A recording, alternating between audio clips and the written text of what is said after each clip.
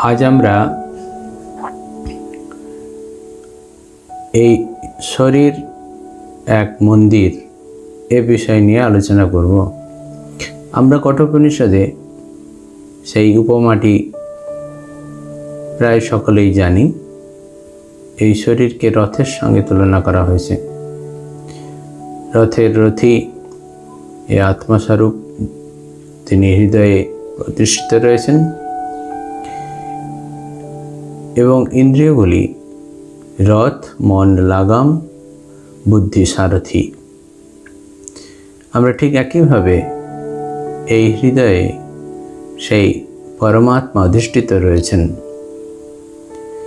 এবং ইন্দ্রিয়গুলি সেই মন্দিরের দরজা স্বরূপ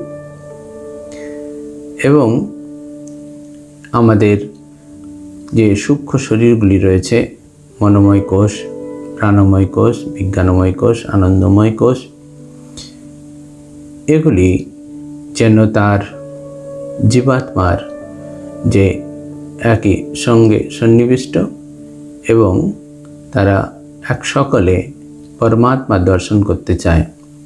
যখন জীবাত্মা এবং পরমাত্মার মিলন হবে তখন প্রকৃত আনন্দে ভরে উঠবে সেই যিনি গর্ভ মন্দিরে প্রতিষ্ঠিত রয়েছেন পরমাত্মা স্বরূপ, এবং জীবাত্মা তার সঙ্গে মিলিত হলে জীবাত্মা এবং পরমাত্মা যে এক অপরের অংশ এবং একই সঙ্গে এক স্বরূপত এক, এটি অনুভূত হবে এবং যিনি জীবাত্মা, যিনি আত্মস্বরূপ অনুভব করবেন, তিনি নিজেকে সেই পরমাত্মার সঙ্গে একীভূত করবেন।